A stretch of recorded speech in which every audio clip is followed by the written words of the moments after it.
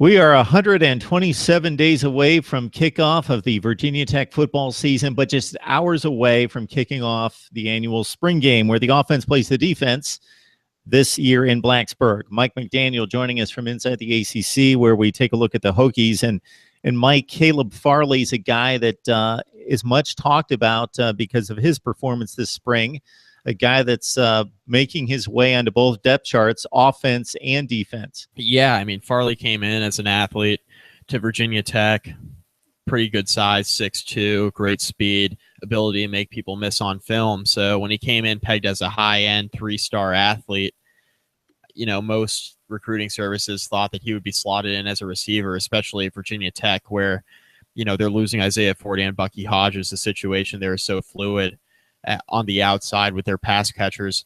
So he was originally slotted in by a lot of the recruiting services as a receiver, but when the spring depth chart came out about a month ago, he was listed as a defensive back. Justin Fuente came out in his first press conference and said with a lot of these guys, especially the freshmen, the situations would be fluid as far as, you know, who's going to be playing where when they first initially get on campus. So, you know, Farley was listed as a defensive back, saw a lot of work at defensive back this spring, but was also playing some receiver, and that kind of manifested itself in some of the press conferences when Coach Fuente and the various assistants on his staff were talking about Farley specifically, that he was seeing time on both sides of the football. This past Tuesday, Virginia Tech held an open practice for the students and the media, which really is, you know, unlike anything else that they do here throughout the spring, because most of what they do is held pretty close to the vest there at Virginia Tech. They don't let media come into a lot of the practices in the spring, so we really didn't have a great idea of what was going on outside the press conferences or what was leaked, but you know, by the or to the media. So Tuesday offered a great opportunity to kind of see where everybody was at, and Caleb Farley was playing a ton of receiver in that practice, and he was making plays as well. Caught a couple touchdown passes in the 11-on-11. So, you know, Farley, while he's listed as a defensive back, you know, I think he is going to see time on both sides of the ball if he finds his way on the field this fall as a true freshman.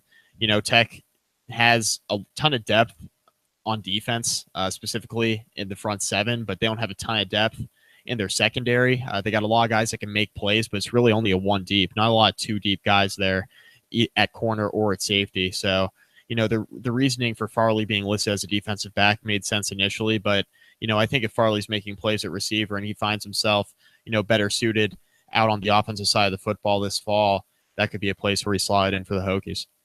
Not surprisingly, Farley was rated as the 27th rated athlete according to 247 Sports and the 10th best football player coming out of the state of North Carolina.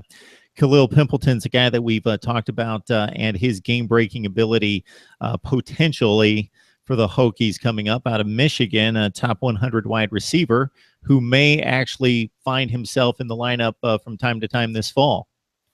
Yeah, and he's a guy, Mark, that we've talked about pretty extensively. Khalil Pimpleton in the slot, it didn't make a ton of sense to me that he would play a bunch this fall, but he's looked really good in the practices so far, looked great in the open practice on Tuesday, and I'm really interested to see how he performs in the spring game on Saturday, because without C.J. Carroll in the fold, who was a Hokies primary slot receiver, along with Cam Phillips, who played a bunch in the slot last year for the Hokies as well, you know, Pimpleton's been able to get an extended look at the position that he'll ultimately play.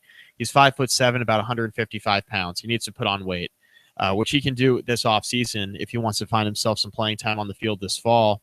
My guess is, and has been this entire time, that C.J. Carroll will come back and, you know, assume the role that he held prominently last season, and a role that he performed quite well in as a primary slot receiver for the Hokies. But, you know, the fact that Pimpleton's performing so well in practices, the coaches are raving about his potential, and the fact that he's performed so well, you know, makes you wonder, you know, maybe Pimpleton doesn't make the top 3 or 4 on the depth chart, but you know, maybe he dresses for a bunch of the games. If he gets on the field, maybe it's not the worst thing in the world in his first year in Blacksburg. Quarterback's always the position people want to talk about, and especially when there's a battle and one is hotly contested as this one, where really no one has a decided advantage. Now, we want to direct anyone who's watching this video to our other videos, because Mike and I have broken down the quarterback situation a number of times, so check it out on Inside the ACC or on Mark Rogers TV. Just look up Virginia Tech quarterbacks. You will find the videos there. But it's still worth talking about, of course, because you need that guy under center who can make the plays. And so this will not decide the quarterback job. Certainly, there's much more football to be played in August, but somebody will most likely take a step toward putting themselves in a position come the fall. Definitely. And the starting quarterback job for a second year in a row, second year Justin Fuente and his staff's been on campus here at Virginia Tech. There have been questions surrounding the position, but it's all a good thing. They lose Michael Brewer 2 years ago. They bring in Gerard Evans ultimately as a starter last year. Now he departs for the NFL, and you're left looking for another starter for a second year in a row. It's definitely a good thing. It means you had great on-field success when your quarterback leaves early for the NFL draft, but it's a wide open competition, one that Justin Fuente doesn't like to elaborate on at all, even when the media asks him about it. Not a huge fan of answering one way or another which way he's leaning as far as who the quarterback's going to be, but it's still the three-man race, and the practice on Tuesday didn't really reveal too much at all. Quarterbacks have been splitting reps pretty evenly between the transfer, A.J. Bush, who's going to be a junior, true freshman Hendon Hooker, and redshirt freshman Josh Jackson. Like I've maintained this entire time, I think redshirt freshman Josh Jackson has the best opportunity to win the position just because he's been in the offense now for what's going on a second year. Didn't play at all last year, obviously, taking a redshirt year, but was in the offense, was in the quarterback room, and was able to learn from those who were in front of him. Hendon Hooker, true freshman, all the tools in the world, 6'5", 220, pretty good size, very fast, very athletic. A.J. Bush, another guy, 6'3", very, very athletic on film, not the greatest passer in the world. It's an area of his game that needed to develop. It looked like it's taken some strides forward this spring, which makes things very interesting because if A.J. Bush develops any sort of passing game, I think he could be a prominent player in this whole race. Hendon Hooker, in my mind, is probably slotted as the third quarterback. And it's not because he's any less talented than the other two quarterbacks.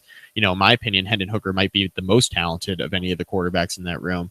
But I think the issue is that if you have Josh Jackson potentially ending up as a starting quarterback this fall, I think you just slot in A.J. Bush as the backup, move Hendon Hooker, into a third string position where at worst he's coming off of the bench in an emergency situation. But in all reality, he's likely taking a redshirt year. I think that's the way the Hokies would kind of like to handle this thing, at least if I were coaching. But we'll ultimately see what happens here this fall. Not a lot of football fans spend time talking about the offensive line, but Mike, we know that it starts with the offensive front. You have to have those guys in place, and people tend to forget about them unless they get hurt during the season or unless you've got a left tackle that continually misses his block and the quarterback consistently gets killed. But these are the guys that make it all work. And so we typically talk to hardcore college football fans. So we do talk about the offensive line, and it's very important. Virginia Tech's in a position where most of the places are pretty well set along the front, although you've got that right guard position that's still up in the air. Yeah, I mean, the right side of the offensive line, while it's not exactly the sexiest thing to talk about, is the most important thing to talk about when you're talking about the Virginia Tech offense. The receiver position, I mean, you have enough playmakers on the outside. You'll be able to make up somewhat for the loss of Bucky Hodges and Isaiah Ford. At the quarterback position, it's a system offense. If you have a quarterback that's accurate with a short passing game and makes good decisions, he's likely to succeed in Justin Fuente and Brad Cornelson's offense. The real questions are on the offensive line, because if you don't have an offensive line that can protect the quarterbacks or establish a running game, you're going to have a lot of trouble moving the football. So Virginia Tech loses Jonathan McLaughlin, their right tackle, and Augie Conti to graduation/NFL draft. And now they're moving Tyrell Smith to right tackle in all likelihood. He's played there for most of the spring. He's looked very good, likely the projected starter at the position, which means that right guard is still up in the air. One guy who I want to talk about briefly is Parker Osterloh, and it's a little bit outside of the box thinking here, but Osterloh is a 6'7" offensive tackle, but he has been ravaged by injuries, has not seen a bunch of playing time at all in his time in Blacksburg. And he's a guy who can slide in at the right guard position. You'd have a larger right side of the offensive line, which would be good, especially if you have a lefty at quarterback, which you have the potential to this fall. If it's not Osterloh, and if he can't stay healthy, which has been a problem, it could be Kyle Chung at right guard, which is another guy who's very experienced. He's been in the rotation before, and he could slide in there as well. But if there's one spot on the offense right now that has the biggest question mark, and the one that should trouble you most, it's the right guard position. It's not the quarterback position or the receivers. It's right guard. You've got to have a strong right side of the offensive line. You got to have a strong offensive line as a whole, but when you lose 2 4-year starters on the right side, I think replacing those two guys is kind of what needs to be at the top of the priority list, and I believe that it is for this coaching staff right now.